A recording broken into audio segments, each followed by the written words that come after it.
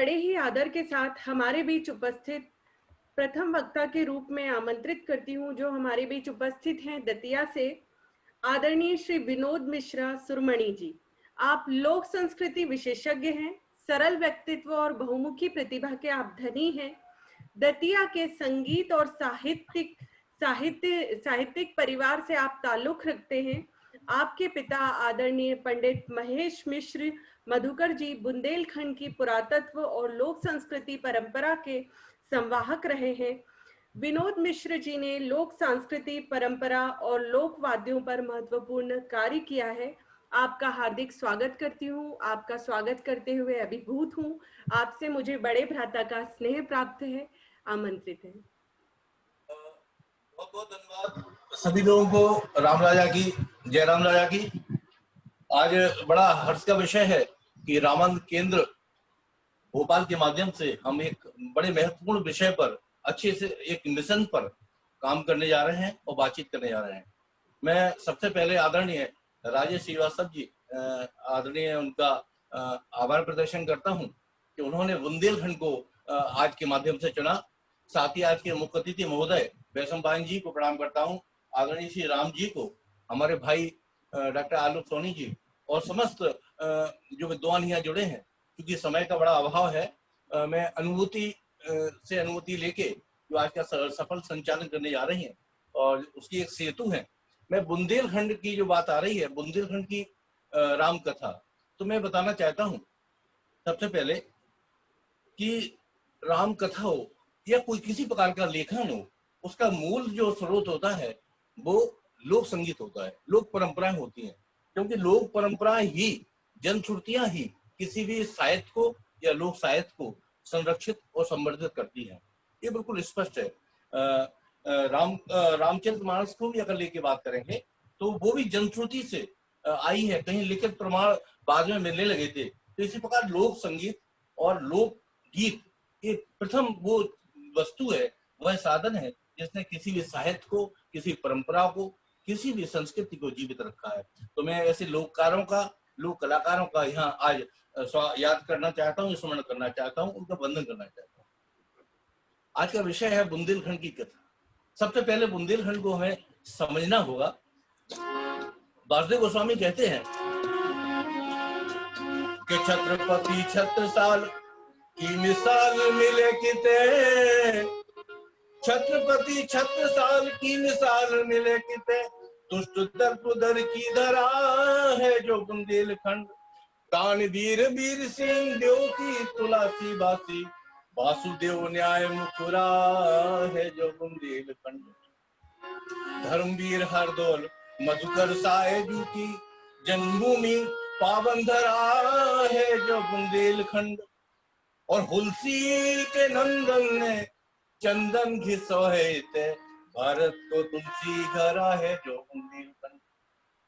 कभी कहता है कि भारत का तुलसी के नंदन ने चंदन घिसोए थे, भारत को तुलसी घरा है जो बुंदेलखंड।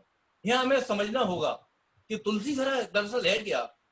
तुलसी घरा वह संस्कृति का प्रतीक है, वह परंपरा का प्रतीक है जो हमारे संस्कारों का प्रतिपादन करता है, हमारे संस्कारों का द्योतक है। वो स्पष्ट करता है कि इस आंगन में, इस परंपरा में वो कौन से संस्कार हैं। तो सबसे पहले तुलसी घरा का जो महत्व है वो कवि बताता है कि बुंदेलखंड जो है संपूर्ण भारत की संस्कृति का, सांस्कृतिक परंपराओं का तुलसी घरा है। आज देखिए, कोरोना काल में एक बात कही गई थी कि तुलसी की चाय पीजिए।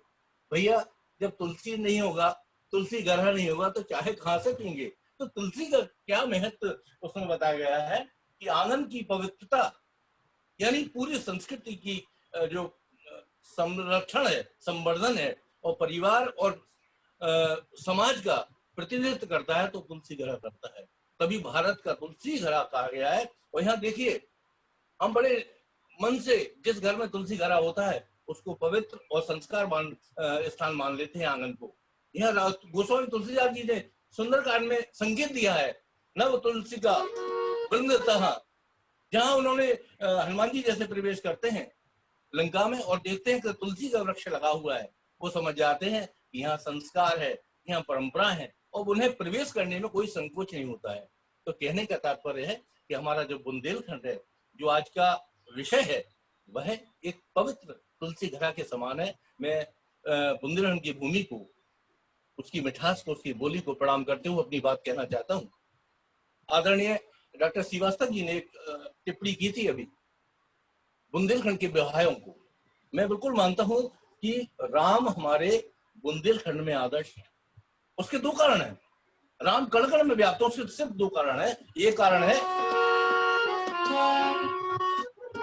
चित्रकूट के घाट पे भई संतन की भी, तुलसीदास चंदन घिसे तिलक करे रघुवीर। पहला कारण, गोस्वामी तुलसीदास जी ने रामचरितमानस का रचना किया। रामचरितमानस इसमें बुंदेली और अवधी का मिश्रण है। आप देखिए, मीरा जो है राजस्थानी और ब्रज को लेके काम करते हैं, सूरदास जी ब्रज और बुंदेली को लेके काम करते हैं, और गोस्वामी तुलसीदास जी अवधी और बुंदेली को लेके काम करते हैं। रामचरितमानस में आधे से ज्यादा शब्द बुंदेलखंड के। उसका कारण है चित्रकूट, और जहां उनका राजापुर में निवास है वो पूरा बुंदेलखंड का क्षेत्र है। आज उत्तर प्रदेश, मध्य प्रदेश में बुंदेलखंड बटा है, लेकिन उस समय जब गोस्वामी जी का अवतार हुआ तब ऐसा नहीं था, पूरा बुंदेलखंड क्षेत्र था। तो एक कारण ये है गोस्वामी जी का प्रभाव। और दूसरा कारण, राम जी आपको समर्पित कर रहा हूं कि राजा मधुकर साय की रानी कुंवर गणेश, राजा मधुकर साय की रानी कुंवर गणेश, अवधपुरी से हो छा लाई अवध नरेश। दूसरा कारण, बुंदेलखंड में राम कण कण में व्याप्त हैं, हमारे आदर्श हैं। उसका दूसरा कारण है गणेशपुरी। कभी कभी उनको बुंदेलखंड की मीरा कह देते हैं, ये बात का विषय है चर्चा का। हालांकि ये नहीं है सत्य, क्योंकि वो मीरा नहीं है। मीरा कृष्ण भक्त थी और गणेशपुरी राम भक्त है। तो राम को रामलला के रूप में, पुत्र रूप में लाई है। उन्हें कौशल्य कह सकते हैं, बुंदेलखंड की कौशल्य कहेंगे तो न्याय संगत होगा।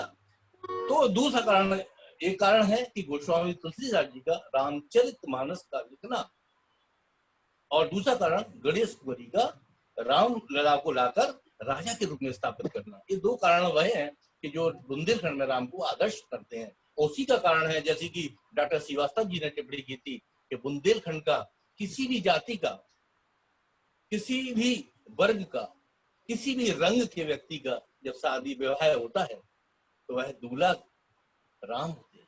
राम के रूप में मान्यता मिलती है उसे। और अगर कन्या है तो सिया जी की। देखिए, आप मैं छोटी वानगी बताता हूँ। विवाह लगन से प्रारंभ होती है। सो आज मोरे राम जी की लगन चढ़त है, सो आज मेरे राम जी की लगन चढ़त है, लगन चढ़त है, आनंद बढ़त है, सो आज मोरे राम जी की लगन चढ़त है।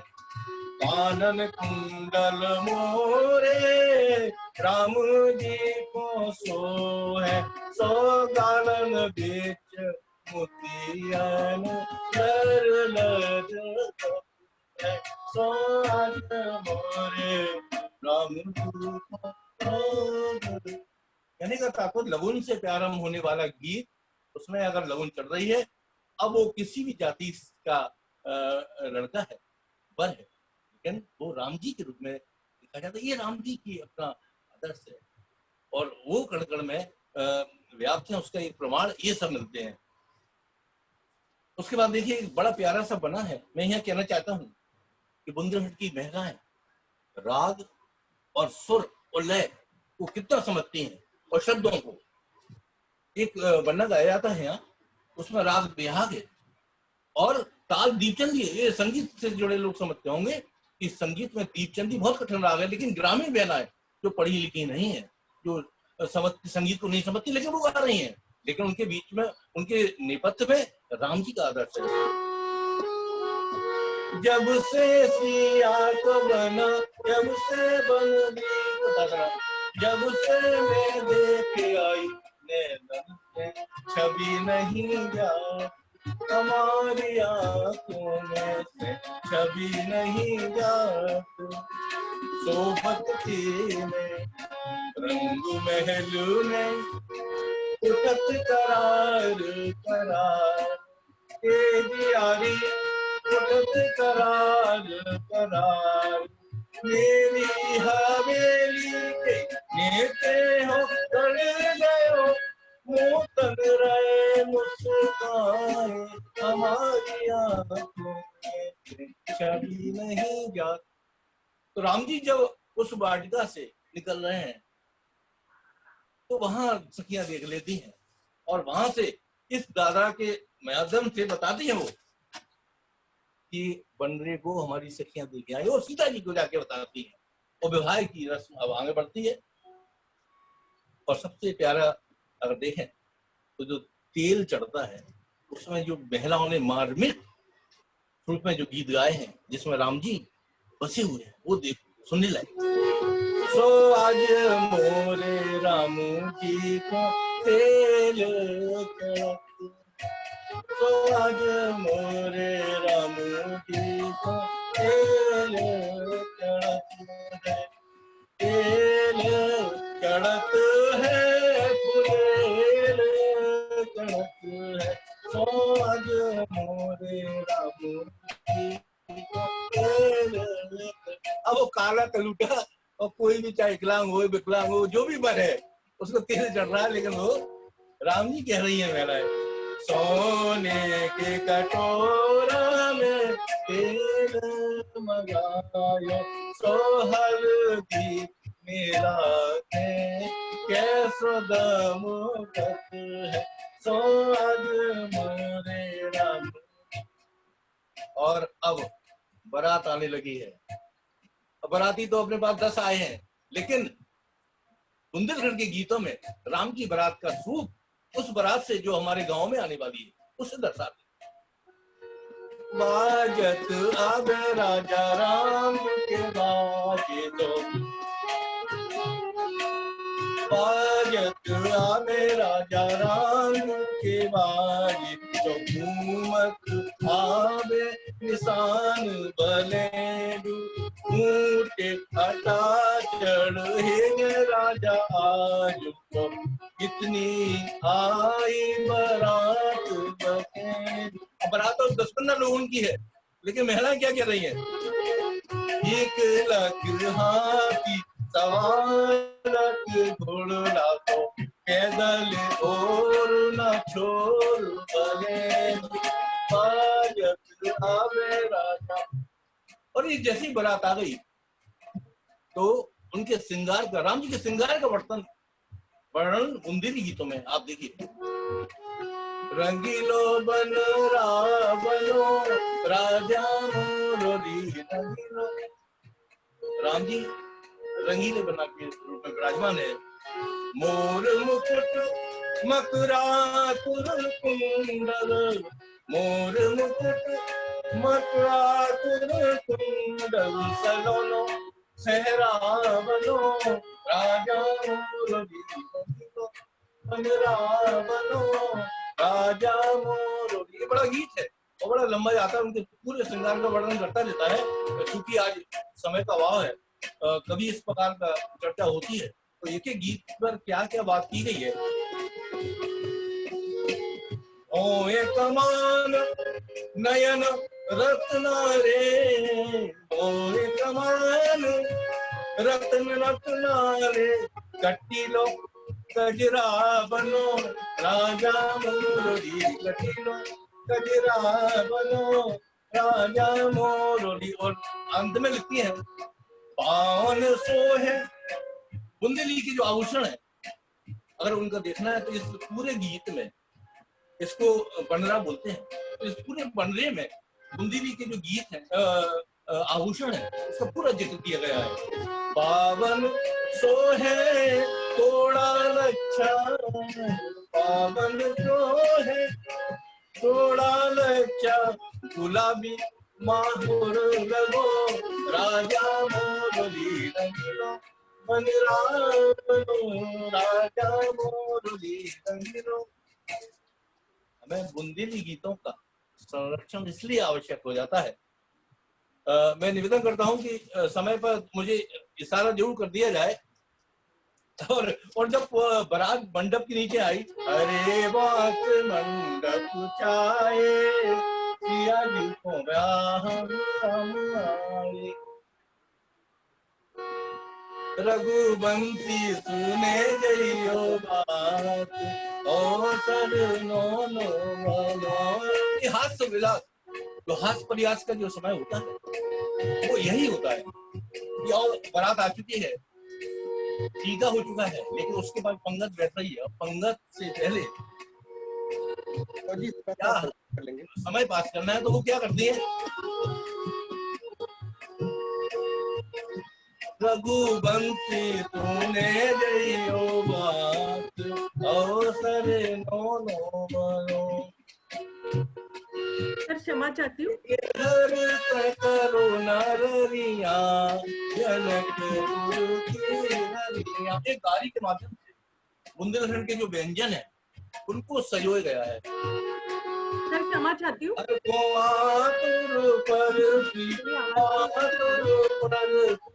बरस गई दुनिया जनकपुर की रमिया।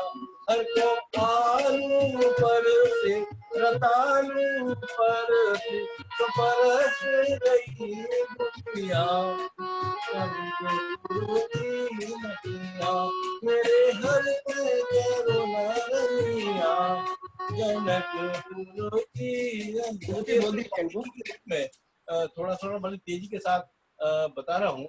और कि बुंदेलखंड की परंपरा, जो बुंदेल के लोकगीत हैं उनमें ही राम हमारे कण कण में व्याप्त है। तभी मैथिली शरण गुप्त ने कहा है कि राम तुम्हारा चरित्र स्वयं ही काव्य है, कोई कभी बन जाए सरल स्वभाव है। मैं इन्हीं शब्दों के साथ, चूंकि आदरणीय श्रीवास्तव जी ने कहा था कि संगीतमय प्रस्तुति होगी तो चर्चा इस प्रकार की रही, तो ये प्रयास रहा कि बुंदेल के लोकगीतों, बुंदेलखंड के लोकगीतों में राम बरसे बसे हैं, राम की कथा बची है, उसको मैंने प्रस्तुत किया। मैं बहुत बहुत धन्यवाद देता हूँ।